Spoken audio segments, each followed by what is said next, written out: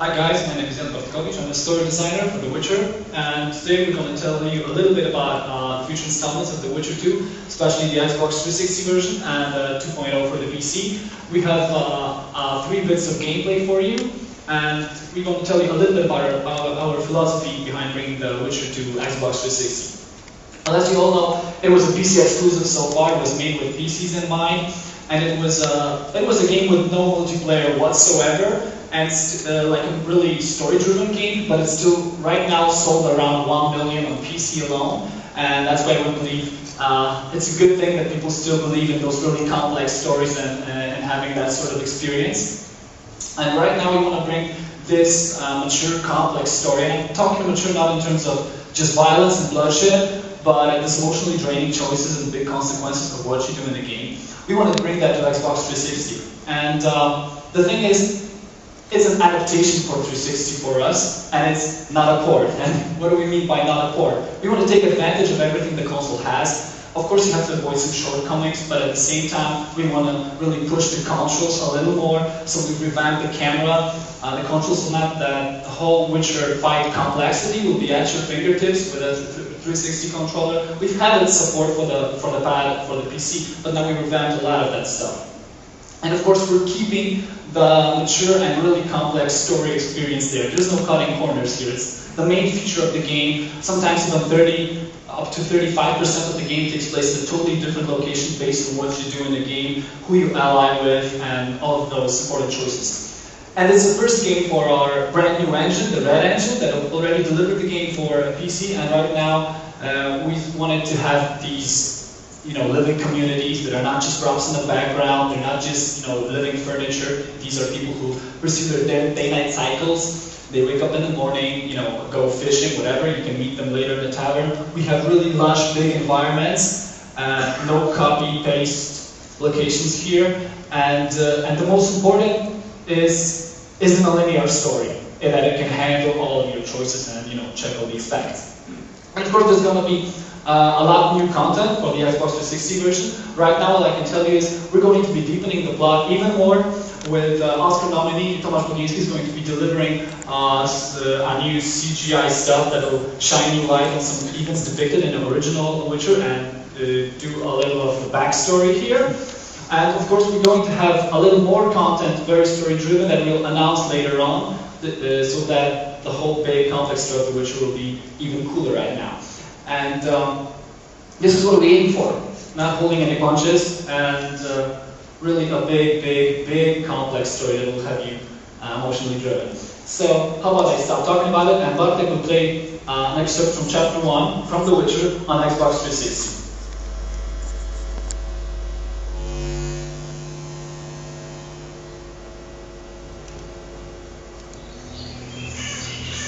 As you can see, we have this really huge location. We wanted to show you the forest around Boston.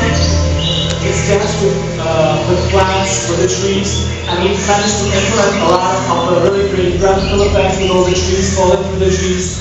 The leaves falling through the trees, and sun leaves, all that stuff that will make it feel more believable.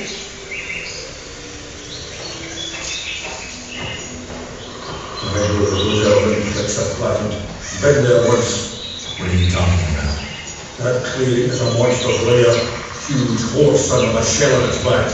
An carapace in these parts? I thought that was impossible. I don't know the shit's name, but it's terrifying. They sent us into a trap. Let's go.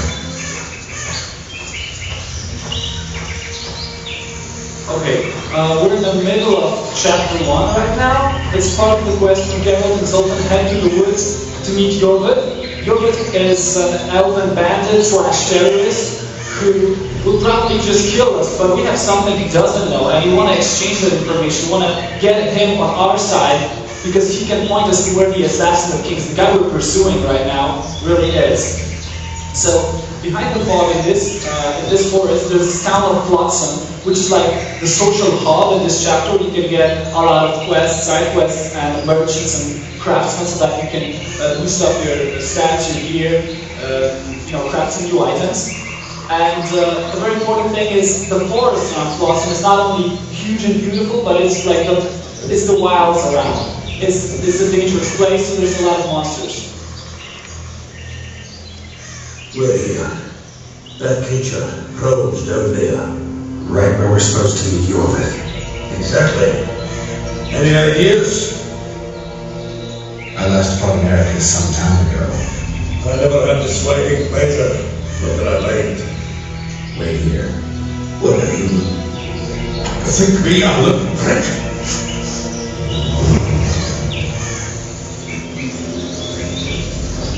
Okay. Right now, Projekt is using his Witcher medallion to highlight some collectible stuff around.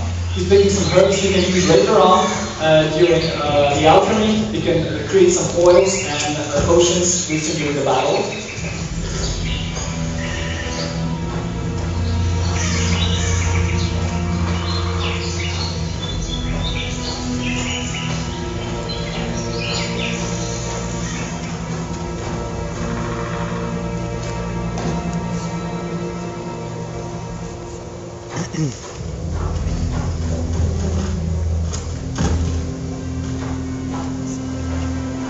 This is the place the elves mentioned.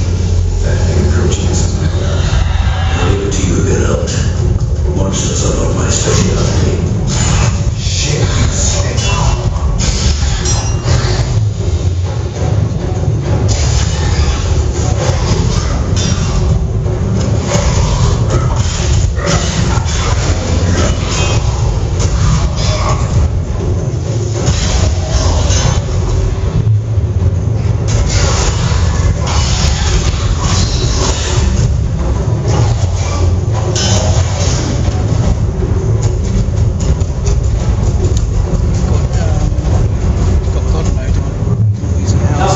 A sign that will work as a trap.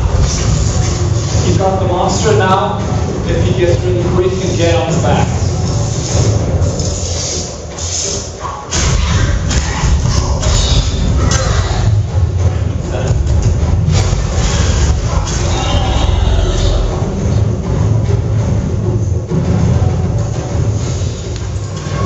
So we managed to get Neil's attention.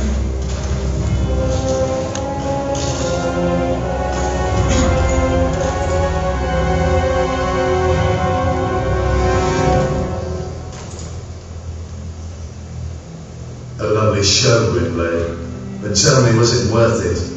An uneven fight and certain death await you anyway. I could ask you the same thing. What do you want, Batgirl? Speak quickly before I kill you both. Okay, so this is a moment where we should really be careful with words, with all the henchmen aiming at us. Let Sultan go, Yorbith. You have me. I have you both. A witcher apparently seeking an ugly death, and a dwarven traitor spitting on the honor of his folk. Know what I spit on, you dabbit? On you, bloody struts, raff, killing innocent men. Innocent men? So agitated when you shout that, it's even funny. I want the Kingslayer, Letho, the man whose crimes I'm accused of. If you hadn't become Foltest's lackey, you wouldn't have been there when he was murdered. Do you really expect me to betray a useful ally? Letho betrayed you. He wanted to make a deal with your comrade, Kieran. Kieran Esnellen is dead. 2 weeks ago, his warriors were ambushed and killed. You should invent better lies, Gwynblade. He's on a barge, wounded but alive. He turned Letho down, and his unit paid the ultimate price. If you speak the truth, Letho will die. But words alone are not enough.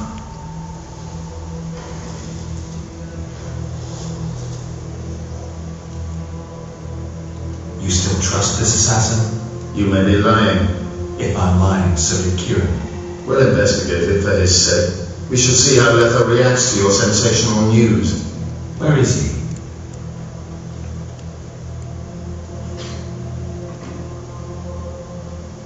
The ruins of Calmawed.